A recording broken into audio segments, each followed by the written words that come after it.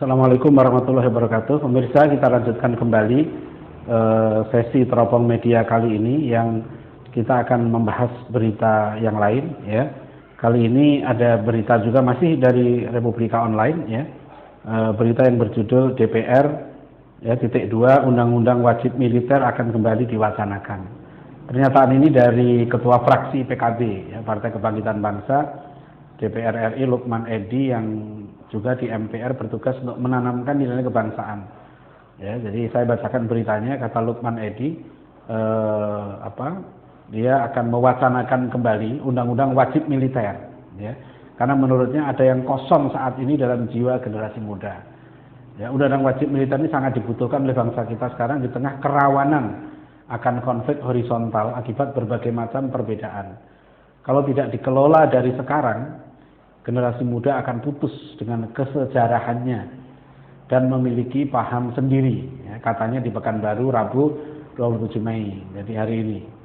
Menurut dia, paham yang lepas dari kesejarahan para pendiri bangsa akan merusak tatanan negara. Oleh karena itu wajib militer bisa menjadi suatu jembatan. Undang-undang ini, lanjut dia, sebenarnya sudah pernah diwacanakan oleh DPR periode lalu, namun tidak direspon karena masih adanya ketakutan akan militerisasi. Wajib militer sudah sempat disinggung dalam pasal di Undang-Undang Ketahanan Negara. Saat ini pilihannya bisa dititipkan ke Undang-Undang Ketahanan Negara atau buat undang-undang sendiri. Ya, wajib militer bisa melalui mahasiswa dulu daripada ospek berbulan-bulan yang tidak jelas manfaatnya. Lebih baik 2-3 bulan diberi pendidikan kewarganegaraan yang ketat tentang kedisiplinan dan kebangsaan. Ya. Terkait anggaran, dia mengatakan bisa memakai dana pendidikan.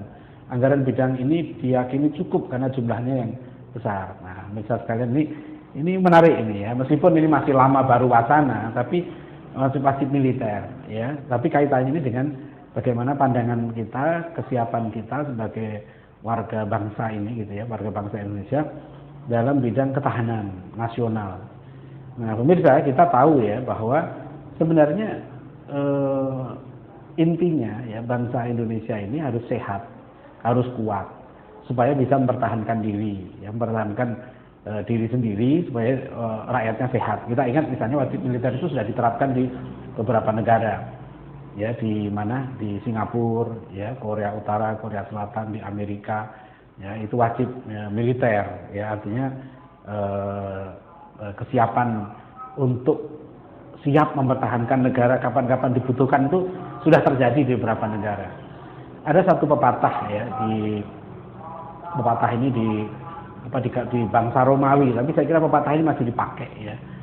Si vis pacem para bellum, ya. Si vis pacem para bellum. Jika Anda mau damai, ya, para bellum, ya, siapkanlah perang. Jadi si vis pacem para bellum, jika Anda mau damai siapkan perang.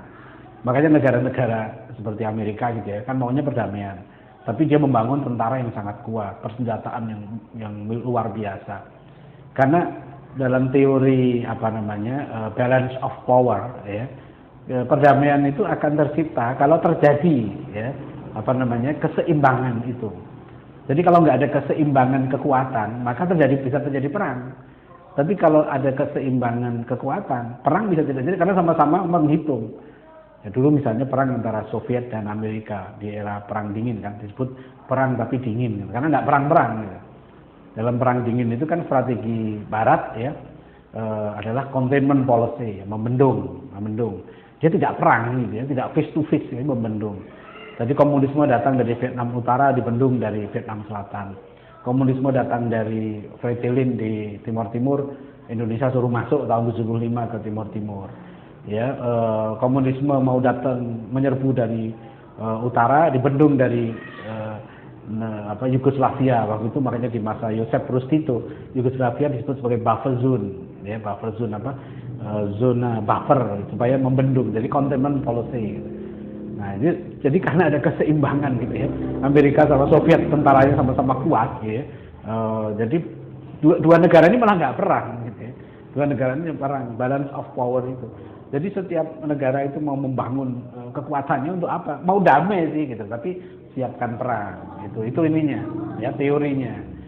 Nah, sekarang kalau kita lihat sebenarnya kalau kita ingat dulu gitu ya, bagaimana terjadinya perang kemerdekaan, ya. Kita harus ingat ya, bagaimanapun meskipun kita dengan diplomasi ya, dengan berbagai usaha-usaha politik internasional kita mencari pengakuan, tapi tetap perang itu penting. Ya, kita ingat di situ perannya seorang Jenderal Sudirman ya, yang tetap ya tidak menyerah melawan pendudukan Belanda. Meskipun Belanda sudah masuk kembali ya, tetap Panglima Sudirman tidak tunduk ya. Para politisi pun sudah ditawan, sudah di sini, tentara Indonesia dan didukung oleh kekuatan rakyat gitu ya. Itu tidak menyerah. Ya, kita ingat bagaimana perang pahlawan di Surabaya kan tahun 45 ya, sehingga 10 November diperingati sebagai hari pahlawan.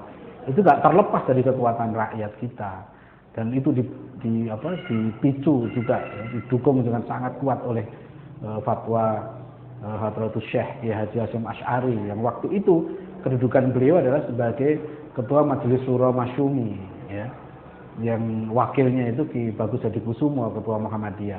Wakilnya lagi itu Ki Haji Wahid Hasyim ya, dari Nahdlatul Ulama. Kemudian juga wakilnya lagi Kasman Singodemejo dari Muhammadiyah juga.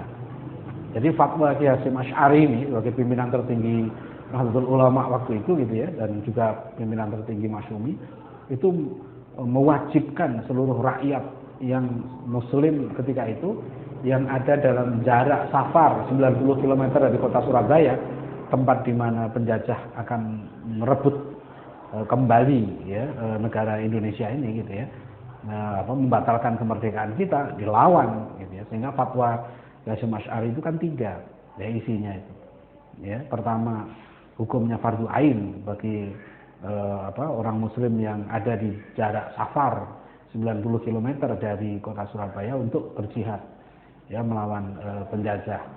Dan yang kedua, siapa yang gugur di dalam perjuangan itu dihukumi sebagai syahid, artinya jenazahnya tidak dimandikan ya, dihukumi sebagai syahid. Dan siapa yang berkhianat gitu ya, itu dihukum mati. Ini fatwa ini sangat penting. Nah, ini sayang di dalam buku-buku pelajaran sejarah kita kurang terangkat gitu ya. Bahkan pidato Bung Tomo pun ya itu sempat dikonsultasikan dengan Kiai Haji Hasyim Asy'ari, yang pidato Bung Tomo itulah yang kemudian membakar gitu ya semangat kepahlawanan arek-arek Surabaya dan sekitarnya gitu ya. Karena beliau takbirnya itu luar biasa ya, Allahu Akbar, itu yang menggerakkan. Nah, kita mengenal sejarah ini gitu ya, dan kita berharap kalau ada latihan-latihan militer ya, jangan sampai gitu ya antara ruh keislaman ini gitu dengan keindonesiaan itu dipisahkan ya. Sebab ini telah terbukti ya, dengan kekuatan bambu runcing, dengan semangat jihad ya, dengan kekuatan rakyat waktu itu mampu mempertahankan. Sebab kalau kita bicara tentang tingkat persenjataan kita ya, kita kemampuan pesawat tempur kita saja gitu ya, yang kita dengan Singapura itu kalah ya. Kita kalau dari segi mengandalkan kekuatan persenjataan saja kita kalah dengan negara-negara lain ya. Tapi selama ini terbukti ya, negara kita ini eksis karena berhasil gitu menyatukan pemikiran antara keislaman dengan keindonesiaan ya. Kemerdekaan kita ini kan diakui atas berkat rahmat Allah yang Maha Kuasa dan dengan didorongkan oleh Indonesia. Jadi saya berharap ini, karena ini muncul gagasan dari PKB kan, partainya yang digagas teman-teman dari Nahdlatul Ulama dulu gitu. Itu jangan sampai nanti ketika ada muncul gagasan pendidikan wajib militer ini gitu ya, gagasan tentang keislaman itu dinafikan ya ini. Jadi antara keislaman dan keindonesiaan itu telah terbukti kalau itu dipadukan menjadi kekuatan yang sangat dahsyat. Ya, penjajah waktu itu sekutu ya yang menang perang, bayangkan itu. Sekutu yang baru menang perang gitu ya. Itu jenderalnya mati di Surabaya. Ya, itu bukan sembarangan ya, kekuatan itu. Dan itulah kemudian kemerdekaan kita bisa terselamatkan. Ya.